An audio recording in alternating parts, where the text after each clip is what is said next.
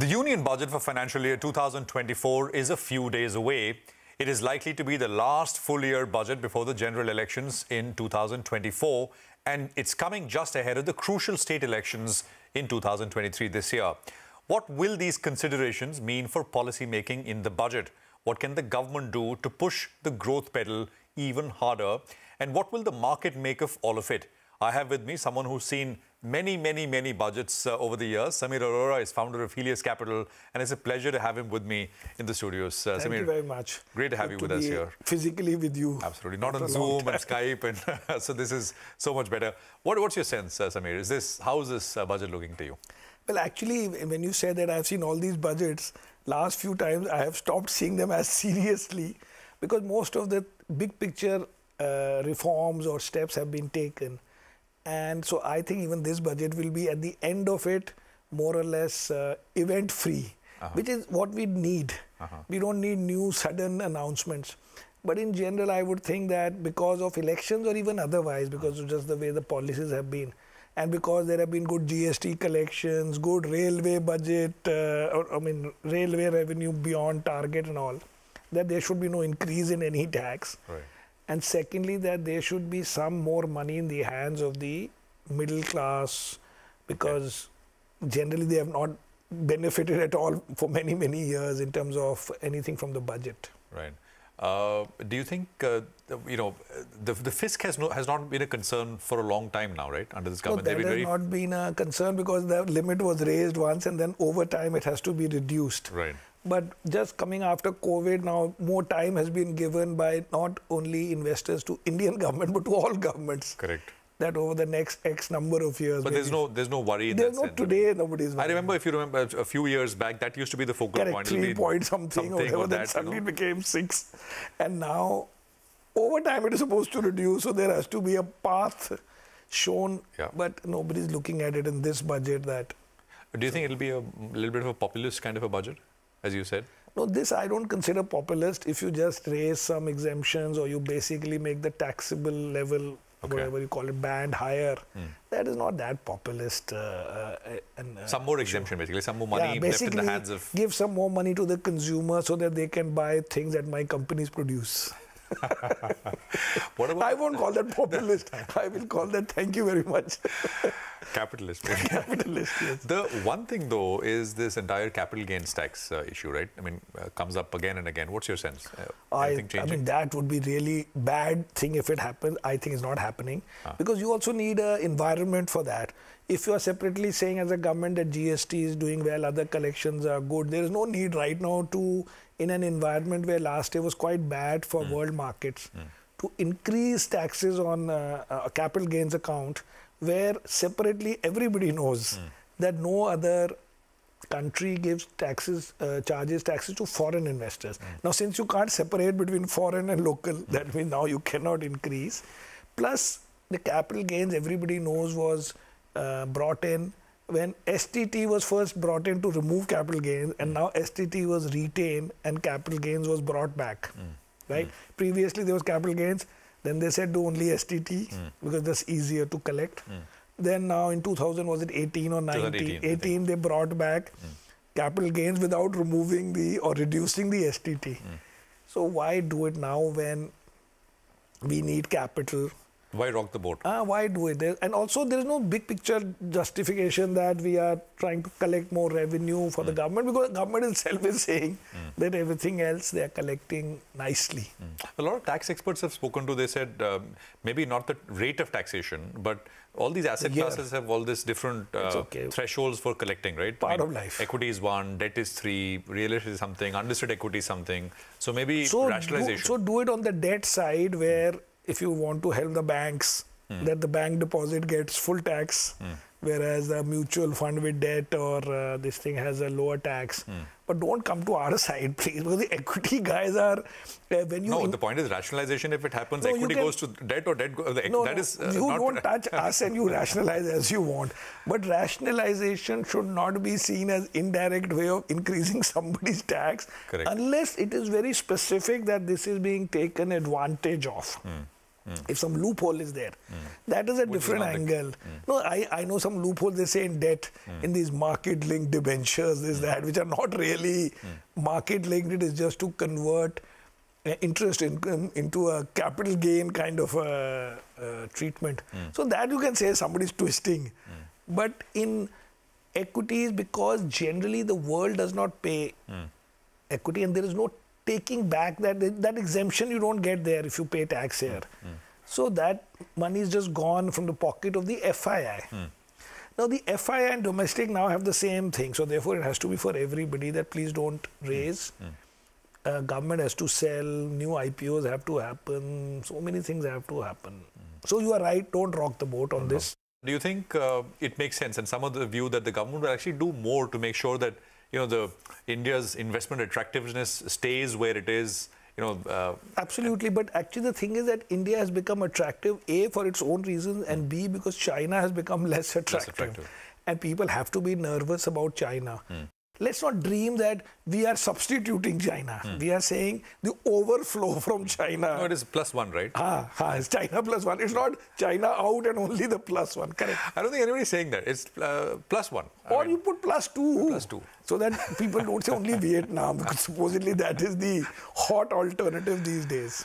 In terms of sectors, I mean, infrastructure, for example, right? There has been a lot of investment.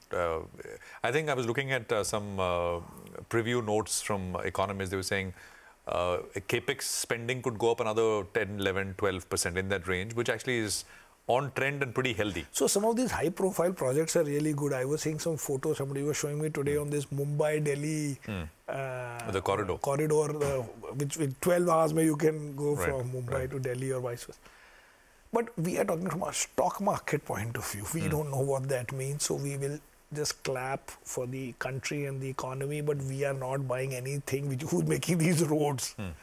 Because that, first of all, who knows who's getting the road order, and then whether he's giving at L1 and how much money he makes, and then whether he will get paid on time or not. But the infra is happening. Which is great news. But correct. As a big picture, every line doesn't have to be that I have to buy a stock for that. Absolutely. So what we have seen over time is that previously we used to look at railway budget and get excited that there is some safety investment. So you're looking for signaling companies and all that. But railway capex has been a big theme, Samir, right? That's what I'm saying. But broadly, we have graduated. Stayed away. We don't do that because we used to do all this all our life. And in the end, But now there is no railway budget, at least not a separate one. But I'm saying I don't react to somebody saying he's got an order of making a road or making water pipes or laying down water pipes. All that we say, excellent. Now they can invest in our fund, but we are not investing. I got that.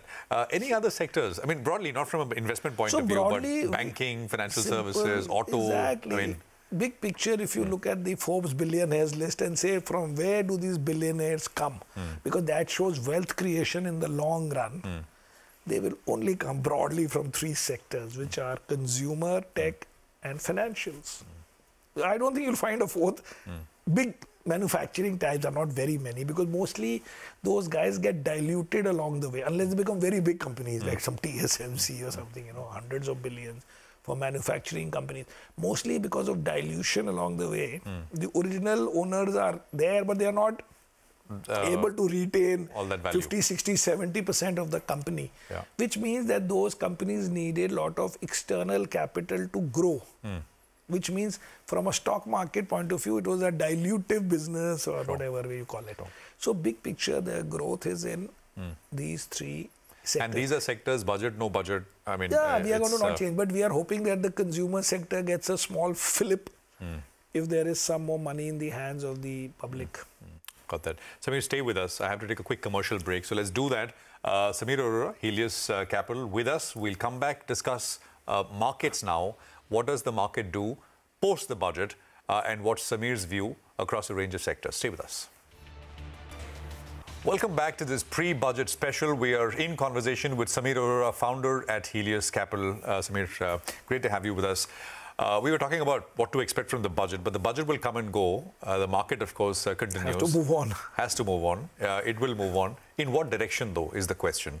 We discussed earlier how we were standing out, but in the the other side. But not that it's negative. It's just that we have not, because we've not had the FII flows, which have surprised me, because if US is doing okay so far and China is doing okay, that means the world is broadly okay, because these are the two big overhangs from 22. I would have thought that if they are doing well, then India will also be up and it will get some flows. But what seems to happen is that people, FIIs, are taking out money from India to put into China, because China, Korea, Taiwan all have had massive positive inflows this year. I can't believe that that is a longer term trend. That even if you believe that, okay, China has recovered and you want to play the rebound trade, that you have to take out money from India to put there. Correct. So I think this is just the first round from people who act fast, react fast, maybe hedge fund types who have fixed amount of money. So they are moving from one to the other. But we don't believe that some new sovereign, a new allocation from endowment would mean that go overweight on China. That you have to take out from India. Therefore, if those two markets are broadly steady to up, we can't be down. We may underperform for some time. What is your view on the US? I know you track that So for US, well. my logic is that in the next 2-3 months, unless it's already happened, because this month Nasdaq is up more than 7% and S&P is up, I think, 4% unless it's already happened, that the US market will not be negative this year. First of all, very few occasions in the last 100 years that the US market is down 2 years in a row. In my life, I've seen it only once, which is 2000 and 2001. Secondly, if you see their issue, which is to do with interest rates and inflation, that will play itself out in maximum 3-4 months. One will be on our budget day, Feb 1st, but after our budget, and then maybe 2 more. They have already signaled to you broadly that 5 to 5.25 mein they will pause. They will pause till the end of the year. So in that time, what is the new negative news? I mean, unless it's some completely independent black swan kind of thing. But broadly, this news would have played itself out. The question though is how much will it hurt to control inflation? How much will the economy hurt? So that you'll start knowing from now only, because now the earnings will also come. But what I'm saying is, on the margin, once you stop raising rates, तो उसके कितने महीने बाद you'll worry कि now it's still negative. Correct. And by end of the year, you have to start believing that there will be some cut. Right now, the US market believes it will happen earlier in August, September. Let us say, I don't think it will happen so fast, just because the Fed, the chairman keeps saying, I am going to show you guys kind of thing. So let's say end of the year or even first quarter of 24. So uske liye to December tak it will be okay. So I don't think the US market is falling or falling a lot or even falling, I think. And therefore, every day we won't have to look at to say, oh, US market is falling or we should wait for it to settle down. And China is already doing well. I think it's doing too well for no reason, but let us say it is doing well. So if both these are not a negative triggers every day, then life moves on and people will say, let's put money in emerging market in Asia, Japan, because China is part of that, or we are part of that same bucket. We should not be having outflows. If we had a few billion of inflows, I think our market will be okay. Because domestics have the money and they will again come. Actually, that's an interesting point. You know, we say India or China. The point is that we get most of our money through emerging markets. Yeah, exactly. And if the EM basket gets money, China gets money, we'll also get money. So actually, it's good news. It's positive. That, it is generally supposed to be positive. That's why this month I'm surprised that US is positive and China is positive and we are actually not negative. But why it looks every day that we are having a very weak day and flows are in the opposite direction, at least from an FII. But when you say that US should be okay, then why are you not buying IT stocks, Samir? So I am not buying IT stocks because the Nasdaq stocks, which are up, like many of the Nasdaq stocks are up 20-25%. I own some of them in our fund. But those stocks are actually last year were down 60-70%. These were not stocks down 20%. But if you look at the big names there, Microsoft and all, just 2 days ago, Satya Nadella said that he's seeing slowdown in his customer base. That's why they are firing whatever, 12,000. Google said, Salesforce said, the cloud guys said, this business software guys said. Only we don't say. So I have to wait for them to say. And that will start now because earnings, etc. will start to... No, I'm saying the Indian companies don't. We mean the Indian companies don't say. So let them say or let them... But is it possible my that... feeling is that even if these guys do well as a stock, they are not going to pain the hell out of me. So then I can live with it for a few more months. It's not that I will feel so bad that I should have had this instead of this. I am in fact hoping that the budget will boost some consumer type behavior which might help my consumer chotu stocks, which are all these low ticket consumer, if there is some attempt to help the middle class. And secondly, pre-election year, so a lot of spending will happen across India by all parties, on rallies, on public, on trucks, on everything. Few billion will be spent. So that also is okay for my... So it's not that IT has to do badly. It should not pain me. Which means it should not go... It should not hugely outperform my 8-10%. If it outperform 1 or 2%, who cares? It is fine. Yeah. Banking and financial services, right? I mean, numbers have come through. I say all numbers have been pretty good. Response has been not good. Response has not been good. Because that again, same thing. Now you need new. See, right now, the existing crowd can say we have it, although they don't have HDFC Bank. In fact, HDFC Bank has therefore done the best. I read a report from one broker that HDFC Bank could have 5 billion of buying 5 foreigners if this thing happens that the MSCI weight, which currently only HDFC there is there and not HDFC Bank, but when they combine that, the weight goes to like 11-12% instead of I think 6%. That is worth $5 billion in one stock. Once the merger is just approved, which I think has to done. Has to, but mostly everything has been approved. So plus minus 3-4 months, maybe June, July or sometime like that. So financials will do well when foreign money... So I'm saying a little bit, because you need new money and then they are supposed to buy 35-40% financials, right? Correct. Right now, maybe they had it last year and now there's no new flow. So the whole game is a little bit of new flow which will solve many of these issues. But at the end of the day, if you know that guy is growing at 20% and the stock is not going up, but it was not overvalued to start with, then you know you will get it. Sometimes it happens that, okay, it's growing 20%, but the P was all-time high, it was 70 times, so it was discounted. In fact, it was supposed to grow 30% for it to do well, which is happening with these consumer guys. So right now, we will have to wait to see all these things. Last week, earnings from a lot of consumer companies saw earnings downgrades. Yeah. Right? What's your view there? I mean, so I think their valuations are also very stretched. But I think one thing is that this is coming out that the rich are enjoying and the middle class is not that it is hurting to like pain, but they don't have new money, or maybe the pent-up part is over and you're going out first time after COVID is over and now that base is also going to be increasing. That is why I'm saying, even we have many of those consumer stocks which haven't done well this month and maybe even in December. So that's why we also need the budget to boost consumerism. No, but are you worried that maybe there is a bit of a slowdown and it may fester all through this year?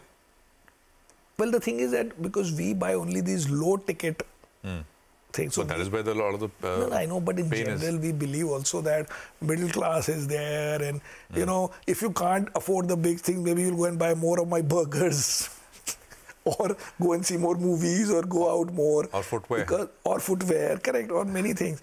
Or you could go into a cheaper hotel like my Lemon Tree or something, who knows. So the point is that generally the consumer grows over time. Right. It could grow because of this spending on elections or whatever. So in the end, you don't have to walk away from these things. Because these things are, you know, basic. If these are not going to grow, how will India grow? Correct. Because it's relying on India's demographics, on middle class increasing in size, on middle class having more income. So I don't think these are too basic to... Here the only game is not this. The game is you should not overpay. And if you have overpaid, 6-9 months might go, but you should not overpay for 3 years of growth. Generally for consumer space, you think PE multiples, which everybody has gotten used to, 30-40 times is, you know, you think... But not 70. But not 70, but even you think there will be a bit of drop-off which will happen if... See, if these guys... Because we are trying to buy companies which are growing 20% type for a 30-40 multiple for next year, not this year. Okay. If you have 50-60 multiple for 10-12% growth, then I don't like it.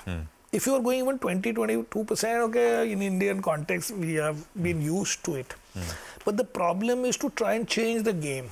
To say should not look at P, we should look at cash flow. That is just a misrepresentation, because even prior to all this analysis, why did Tata Steel have 6P and some other consumer company had 30P? Because it was known that fellow is cyclical, that fellow needs capex, that fellow will have this, not just Tata Steel, any of these.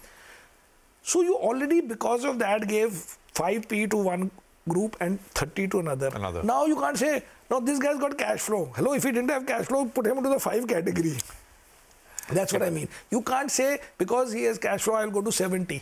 That group already had 30-40 multiple for these reasons. And another thing is that if a company is too efficient in converting to cash, it is doomed. Because one part of the growth of life is improvement. If you're already perfect in everything, then now you're only reliant on top line growth. Because now everything else, how much can you squeeze out of savings, faster working capital, recovery, efficient?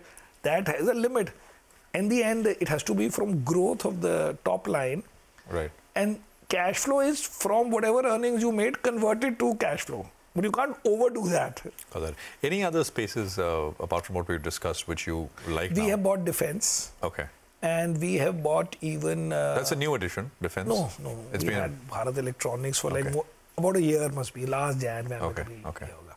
But only one. But right now we have bought these two beaten up, everybody's talking about, so I might as well tell you, these two beaten up Paytm and Zomato, which has become so much in the news. Although we buy only 2.5% or each. But we have bought them and we are now favorably inclined. Is it like a punt, or you really betting that this is a... We don't punt. No, I don't mean punt in the... I don't mean punt in the punter. All our punts in the sense, we always buy 2.5 of newer things. So we don't buy 5, I know everything. But it is fair to expect some good return. Let's see. Samir, it's a great pleasure to host you in the studios here. Thank you so much for your time. Really appreciate it. Thank you. Well, that's a wrap on this episode of What the Markets Want. Thank you for watching. Thank you for staying with us.